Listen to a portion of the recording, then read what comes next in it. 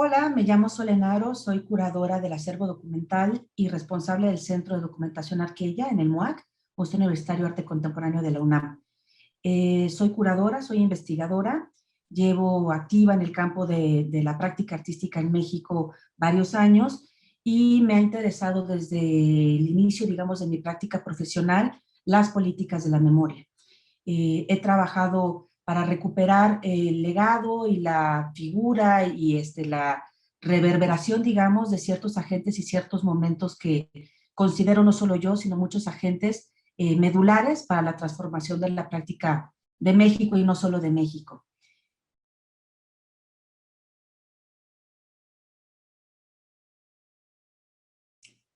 Visualidades y VIH en México ha sido un proyecto sumamente relevante, no únicamente, digamos, dentro de mi quehacer profesional como parte del MUAC, sino también en términos personales o de dimensión ética política, de cómo me entiendo en el mundo. Yo asumí el cargo de curadora de acervo documental del MUAC en el 2015. Antes había sido curadora del acervo artística del mismo museo, y cuando asumí Arqueya, tenía pocos meses de haber ocurrido la desaparición de los 43 estudiantes normalistas de Ayotzinapa. Para mí, como para muchas otras personas, fue un hecho que me atravesó en todos los sentidos, que me sangoloteó de alguna manera sobre qué podía hacer al respecto, cómo podía sumar mi voz al grito colectivo de desapruebo, de enojo, de rabia. Y en ese momento pedí autorización al comité del MUAC para abrir una línea de investigación que diera lugar a una colección sobre visualidades y movilización social en México. Me parecía que era una manera de utilizar también mi lugar de trabajo políticamente para resistir al borramiento de memoria. Me parecía que se estaban produciendo una serie de visualidades, y esto lo digo porque también tiene que ver con visualidades y VIH, que no necesariamente venían de la práctica artística, que venían, digamos, de otros aspectos, de otro tipo de ejercicio, ¿no? Civil, en fin, no necesariamente desde el arte, ¿no? Y me parece que una manera en la que podíamos también perforar de alguna manera la institución y darle lugar también pues a ese otro patrimonio súper duro sobre un momento histórico pues que nos comprometía, ¿no? Que nos involucraba. Eso fue, digamos, un momento coyuntural de algo que hicimos desde el Centro de Documentación Arqueya, pues que no tenía antecedente. Nosotros normalmente lo que hacemos es mapear la práctica artística, y, digamos, colectivamente discutir, defender y tomar decisiones de cuáles son los archivos que vamos a convocar, que pasan por todo un proceso colegiado. Nada es agenda, digamos, personal del sujeto.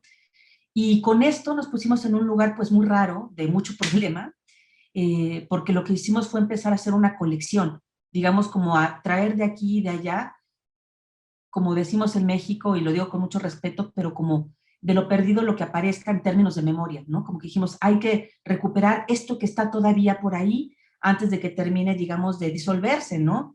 Entonces empezamos esa colección y pocos meses después, una de las personas más fundamentales en mi vida, ¿no? O sea, una de las personas con las que crecí, me divertí, gocé, me excedí, fue un gran cómplice, es un gran cómplice, digamos, en términos también intelectuales, fue diagnosticado con VIH. Es una persona que me lleva unos pocos años más, y para mí fue muy fuerte porque solamente sabíamos dos personas en ese momento sobre su diagnóstico, y él había tomado su diagnóstico como con cierto fantasma de los años 80 en relación al VIH-Sida, ¿no? Eh, Desde luego no lo minimizo, pero estaba absolutamente sobrepasado, y leía su diagnóstico como una especie de sinónimo de muerte. En ese primer momento lo que yo quería era acompañar a mi amigo, tratar de entender cuál era el presente del VIH, ¿no? Porque también me daba cuenta que mi información, pues, no estaba tan actualizada, no tenía, como digamos, como tantos hilos presentes, y lo que yo quería en ese primer momento era acompañarlo, ¿no? O sea, como tener herramientas para ayudarlo, digamos, como a atravesar la situación. En ese inter, pues claro, o sea, yo empecé como a reactivar mis memorias sobre los años 90 en relación a la crisis del SIDA en México. A mí me tocó en los años 90 pues estar muy activa consumiendo eventos culturales, exposiciones, me la pasaba brincando de un lado a otro. Era una asidua asistente de la Semana Lésbica Gay, ¿no? Que se celebraba en el Chopo y que tenía ese nombre en aquel entonces. Y siempre fui, digamos, como muy cercana y muy empática a ciertas comunidades que defendían las libertades, ¿no? Eh, Me impliqué también mucho en los 90 en asistir a eventos que estaban relacionados al SIDA, la crisis del SIDA. Participé en la velada por los muertos del SIDA, la segunda velada de la Plaza Río de Janeiro. Y en fin, digamos como que tenía memoria sobre cómo había intentado acompañar la práctica artística a la crisis del SIDA, ¿no? Y empecé ahí también a preguntarme desde mi práctica en el MUAC y en Arqueya, y preocupada por políticas de la memoria, pues qué había sido de ese legado, ¿no? O sea, como, y esas producciones que había visto, y esas instalaciones, dónde estaban, en qué colección, se habían destruido, a quién le importaron, alguien las compró, o sea, como, ¿qué pasó?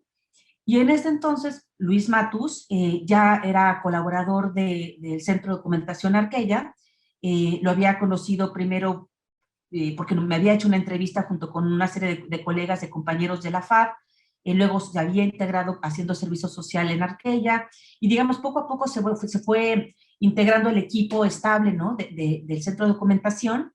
Le interesaba también, digamos, como explorar, ¿no? O sea, como cuál había sido como este antecedente de la crisis del SIDA en México, y se empezó a volver, digamos, como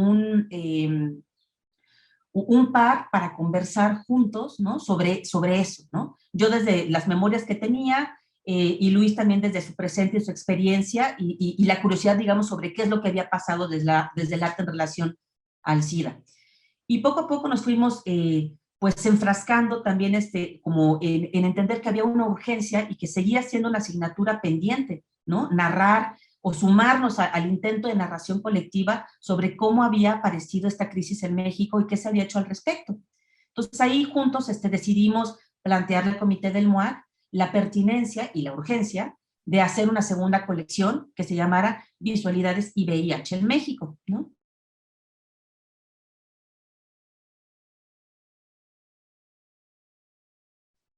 Para nosotros, para Luis y para mí, fue muy importante la cercanía que tuvimos específicamente con un proyecto que se llama Anarchivo SIDA, del grupo RE, que trabajan, no son, o sea, son de varios, o sea, son chilenas y españoles que trabajan desde Barcelona, y fue un proyecto, digamos, que tuvimos cerca también y como referente, ¿no? Porque ellos también estaban mucho antes que nosotros procurando también hacer un mapeo, ¿no? En relación a la crisis en el territorio español. Eh, Cuando ya empezamos, digamos, a formalizar el trabajo de la colección, fue muy importante para nosotros desde el inicio empezar a considerar las salidas públicas de la investigación, ¿no? Como que dijimos, sí, hay que hacer un acervo, hay que construir un acervo, tratando de recuperar estas prácticas, estos materiales y demás, que se inscriban en el patrimonio universitario, pero también hay que pensar dispositivos, digamos, o estrategias para compartir con nuestros públicos esto que estamos haciendo, ¿no? Entonces, muy pronto pensamos en hacer la exposición, ¿no? Y dentro de la exposición, pues obviamente, pues la publicación, el programa público y una serie, digamos, de cosas, ¿no? Eh, no somos los únicos, por eso hablo del equipo RED. Nosotros tenemos muy claro que nos sumamos a un momento histórico que tampoco está fácil decir cuándo empieza, ¿no? Pero digamos que ha habido muchos ejercicios, a veces muy acotados, a veces más logrados, en fin, pero hay una serie de voces que estamos intentando narrar, sabiendo que siempre se escapan cosas, ¿no? Pero tratando de narrar la crisis del VIH en términos internacionales y en nuestro caso, pues en México. O sea, digo, ¿dónde se estaba haciendo, no? Claro, la pregunta era, ¿por qué se hace desde el MUAC? ¿Por qué desde un museo, no? Y para nosotros era justificable desde el ámbito, digamos, de la cultura visual, para no hablar necesariamente de arte, ¿no? Pero sí de cultura visual. Eh, y nos parecía además que siendo un museo universitario, ¿no? Donde nuestros públicos son mayoritariamente jóvenes, era necesario y urgente volver a poner esta realidad, digamos, en el presente y en la esfera pública, ¿no? Luis y yo nos llevamos pues varios años de edad, ¿no? Luis es muchísimo más joven que yo y también representaba para mí una experiencia muy distinta en relación al VIH. Claro, él ya no me hablaba tanto de SIDA, me hablaba de VIH, ¿no? Y claro, o sea, en su generación se maneja no un concepto, sino, digamos, o sea, el ser indetectable, algo que en las generaciones de la mía hacia arriba, pues eso, o sea, no había ni manera de imaginarlo, ¿no? O sea, la gente lo único que quería era vivir un día más, ¿no?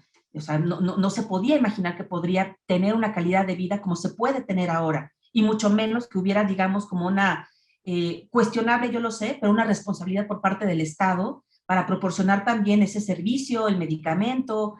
Entonces, bueno, Luis y yo platicamos muchísimo sobre, decíamos, claro, o sea, la clínica Condesa, ¿no? O sea, ¿cómo no va a hablar uno de la clínica Condesa en términos de activismo, de perforación política, ¿no? De logro desde la sociedad civil, ¿no? Y yo le decía a Luis, es que me sorprende mucho a veces como muchas generaciones más recientes, digo, yo sé, estoy generalizando, y yo sé que es muy delicado, pero como muchas veces creen que, bueno, pues los medicamentos ahí van a estar, ¿no? Tengo derecho, me los van a dar siempre, y dices, es que no, maestros, de veras no, o sea, en cualquier momento nos quitan estos derechos, estos o el derecho al aborto libre y gratuito, ¿sabes? O sea, como todas estas libertades que se han ido ganando por peleas, ¿no? O sea, no por una apertura así, eh, digamos, de origen, ¿no? Por parte del Estado, sino, o sea, son derechos que hemos peleado de muchas maneras, ¿no? Entonces, o sea, nos parecía que había también que de alguna manera volver a convocar un poco el tránsito de cómo se había logrado llegar a este momento, ¿no? Y de alguna manera también darles herramientas o instrumentos a las nuevas generaciones, pues para que sean conscientes y más críticas en realidad sobre esta realidad, digamos, ¿no? En todo esto, un aspecto que a mí siempre me tuvo muy preocupada desde el inicio y que lo abrí directamente con Luis desde no sé, el día uno, yo creo que empezamos a conversar, era dónde me coloco yo, ¿no? ¿Dónde me coloco yo como mujer heterosexual que no vive con la condición de VIH?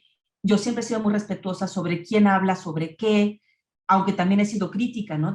Sobre quién tiene el derecho a hablar, ¿no? O sea, quién te confiere esa autoridad o cómo puedes acercarte a ciertas realidades de una manera responsable, respetuosa, tratando de sumarte, ¿no? Independientemente, como dice Luis, de la sexogenitalidad, ¿no? Y de otras cuestiones, ¿no?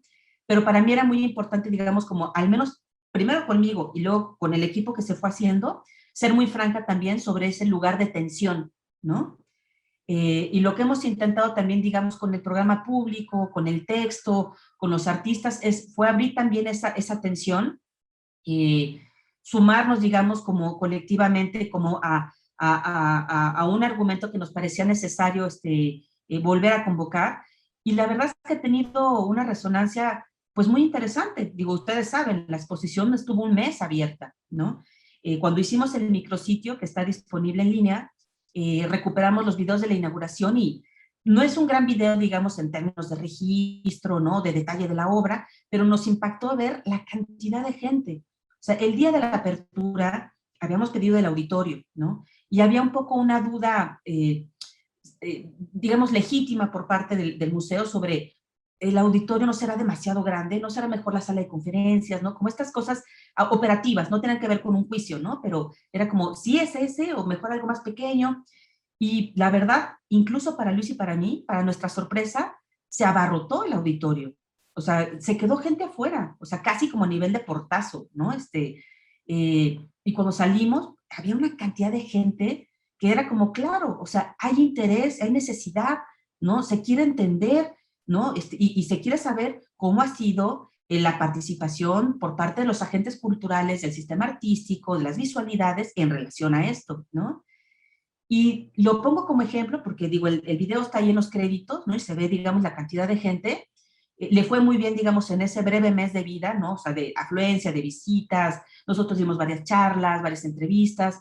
Y a partir de que cerró, la verdad es que no se paró el interés. ¿no? O sea, tuvimos repercusiones en proyectos en Chile, en Colombia, en Argentina, en Polonia, ¿no? Como que muchos se dieron cuenta de que éramos un nodo más tratando de sumarnos a esta narración, ¿no? Que, insisto, es parcial, no es la narración absoluta ni completa, ni están todos los que han producido, digamos, en relación a la crisis del VIH-Sida, pero para nosotros era como un posicionamiento, ¿no? También desde el museo, en relación también al VIH-Sida.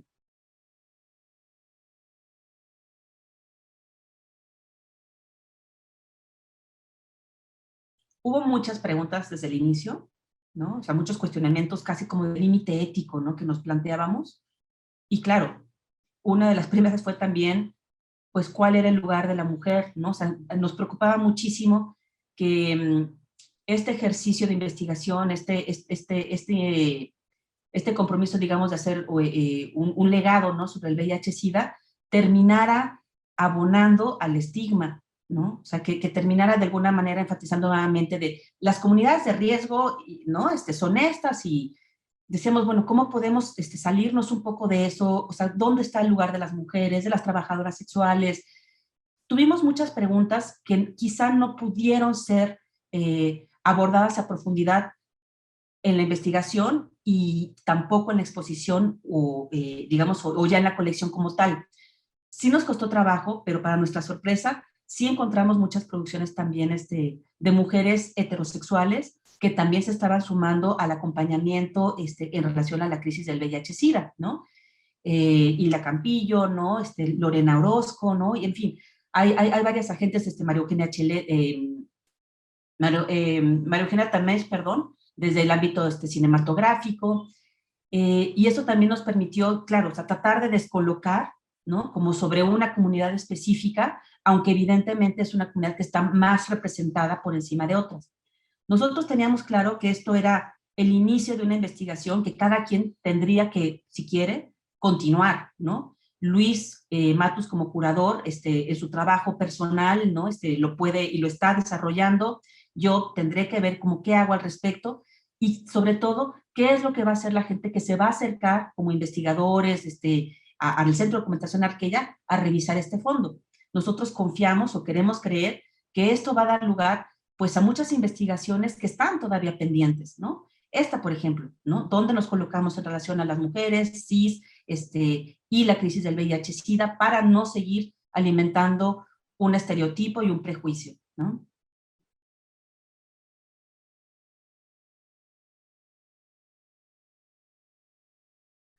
Nos entrevistamos con muchísimos agentes culturales, ¿no? Para tratar de tener sus memorias, de saber si conservaban materiales, ¿no?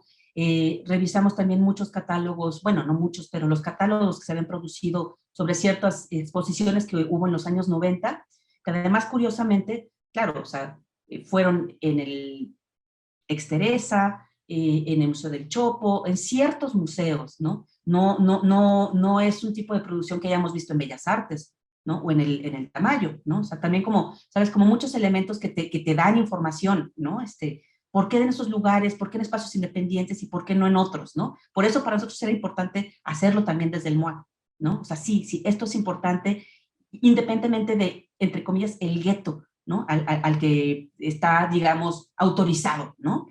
Eh, Nos sorprendimos porque afortunadamente pudimos recuperar mucha producción y específicamente muchas piezas artísticas que, claro, estaban muy deterioradas, muchas de ellas, porque precisamente no tuvieron un mercado o una circulación, digamos, después del momento en el que fueron exhibidas originariamente, ¿no? Y fueron obras que permanecieron en la azotea, pues como el archivo, debajo de la cama, con humedad, que fueron recicladas, que se rompieron, ¿no?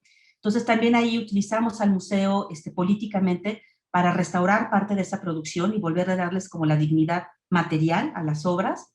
Algunas de estas obras, sus autores, sus autoras, decidieron donarlas al museo, lo cual nos da un gusto enorme, ¿no? Que ya estén, digamos, preservadas, ¿no? Para fines de memoria. Y no producción artística, pero sí cultural, nos fue fundamental el acompañamiento desde el inicio de Alejandro Brito, ¿no?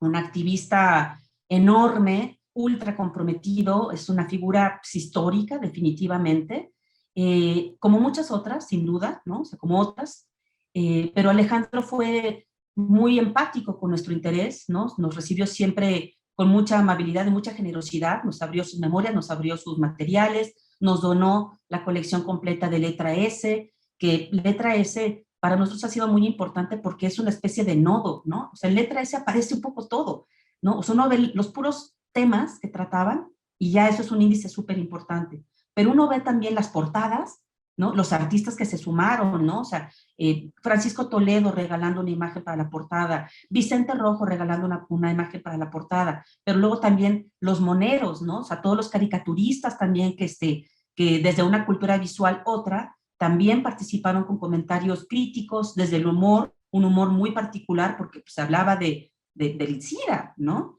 Y nos fue muy importante hacer esa recuperación, por ejemplo, de la caricatura política. Luis hizo un seguimiento muy amplio que no pudimos compartir en la exposición ni en el libro por cuestiones de derechos, ¿no?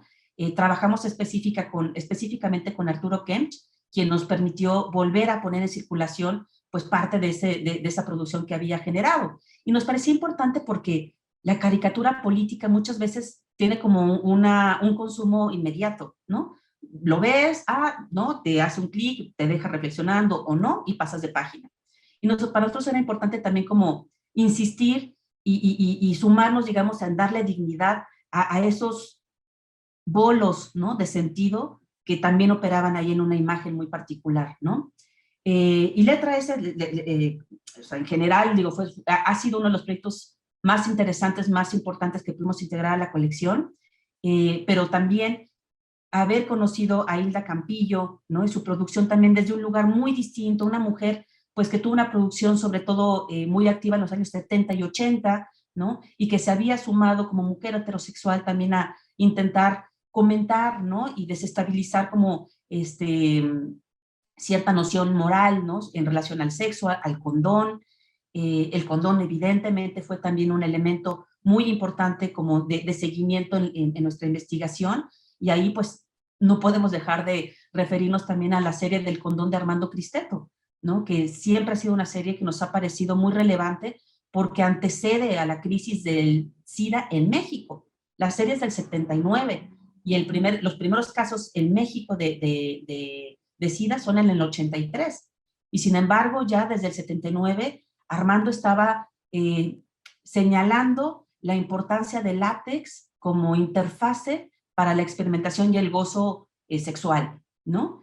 Me detendría en esas, pero en realidad, o sea, si uno ve pues, los proyectos de Richard Mosca, el trabajo ya más reciente, por ejemplo, de Grupo de Choque, también en este cruce, ¿no? Entre arte y política, ¿no? Y el uso del espacio público, el código, desde luego, de Rolando de la Rosa, bueno, nos disparó, ¿no? A otro planeta, ¿no? Porque nosotros lo habíamos ido a buscar por el trabajo que había hecho Siddhartha en su momento, ¿no? Yo tenía mucho en la memoria, no lo vi en vivo, pero tenía mucho en la memoria la acción que hicieron afuera de Bellas Artes al montar este condón gigante, ¿no? Que ahorita te puede parecer muy naif, ay, sí, un inflable en la plaza, pero en ese momento poner un inflable de un condón gigante en el marco de Provida y de todos los moralinos ahí, ¿no? Lastimando y enjuiciando, en Bellas Artes, ¿no? Como, entre comillas, o sea, la máxima representación artística y bla, bla, bla. Entonces nosotros habíamos ido para buscar esos materiales, a ver qué era posible convocar en la exposición, y platicando con Rolando le decíamos, bueno, ¿hiciste algo más, bla, bla, bla? Y nos contó que tenía este códice, y nos contó 4 cosas, y inmediatamente le dijimos, ¿lo tienes? ¿Existe? ¿Dónde está? No, pues ahí arriba. No, ¿y qué está? ¿Lo podemos ver? No sé qué. Y bueno, o sea, no lo dejamos de machacar hasta que el pobre hombre subió, lo buscó, lo desplegamos y nos fuimos de espaldas, ¿no? O sea, de la riqueza de todo, ¿no? O sea, en términos, digamos, formales, si ustedes quieren, ¿no? O sea, cómo estaba producido, estos amates, ¿no? Intervenidos con su sangre, que él no era VIH positivo, pero era sangre, que era también un elemento, muy estigmatizado, ¿no? Y esta narración, digamos, sobre la frontera y los migrantes, ¿no? O sea, ¿qué pasaba ahí? ¿No? Y en algún momento, no, o sea, claro, tú ves el códice y habla como de muchas combinaciones, digamos, de acoplamiento sexual, ¿no? O sea, no necesariamente hombre-mujer, ni hombre-hombre, sino una serie de combinaciones, mujeres embarazadas, aparecía la jeringa, pero también el rastrillo, ¿no? Y estos piecitos como prehispánicos, ¿no? Que se utilizan mucho para cuando uno dice la salida ¿no? de Aztlán, y aparecen estos piecitos, y hay unos piecitos que recorren todo el códice, pero también una serpiente emplumada que te va narrando de alguna manera como ese hilo conductor, y nos decía, pues es que imagínense ustedes a los migrantes en Estados Unidos yendo a la pizca de lo que sea, ¿no? O sea, en algún campo, y tienen un día libre, los domingos. Es gente que está tratando de ahorrar cualquier centavo de dólar para poderlo enviar a sus comunidades, a sus familias, para sobrevivir, ¿no? Y comprar un rastrillo, pues les representa algo. Entonces, claro, compraban un rastrillo que se prestaban todos, ¿no? Y fue como, claro, ¿no? O sea, como, ¿no? Entonces sí, el códice es también una de las piezas, pues que ha sido muy afortunado encontrar y volver a poner en circulación.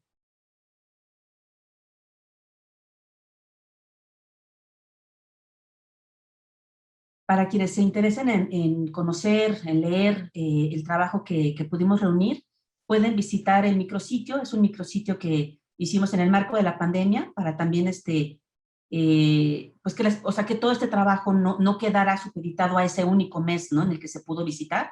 Y el micrositio lo hicimos con la colaboración del Festival de Arte y Ciencia El Alep de la UNAM, y lo pueden encontrar en muac.unam.mx, diagonal BIH, expediente, seropositivo. Ahí pueden encontrar el posicionamiento, los textos que integraron el folio, la publicación. La publicación la pueden descargar gratuitamente como PDF, hay videos del programa público, está el ciclo de cine que pudimos articular, están notas que han salido de manera posterior, ¿no? Sobre la exposición, y en fin, está el playlist que organizó también Luis Matus, una serie, digamos, de elementos que pueden fungir como indicio o como punto de partida para quienes quieran seguir sumándose en esta tarea que desde luego nos corresponde a todos.